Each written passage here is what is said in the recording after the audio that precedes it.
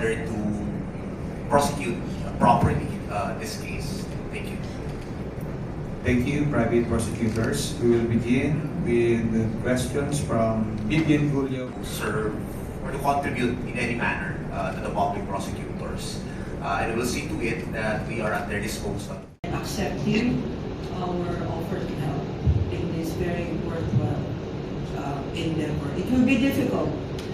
The coming days will be difficult. You in media know that there is a lot of fake news, that there is a lot of AIs going on, that there is a lot of falsehood going on. And I'm so happy that you are all here because in this impeachment trial.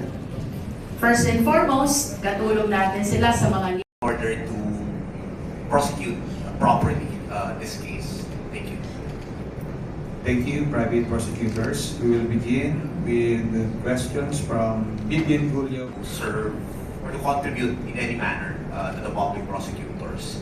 And we will see to it that we are at their disposal. for starting with the House of Representatives. Pro bono po sila. Voluntary po ang pagtindig nila kasama ang House of Representatives because they believe in the mandate of the Constitution for accountability. Ito bilang mamamayang Pilipino, hindi namin kinakalimutan yon that is also at the forefront of our minds and our hearts, and we are doing everything we can to make sure that those efforts will reach the affected families and communities. Mapanggit ko lang po that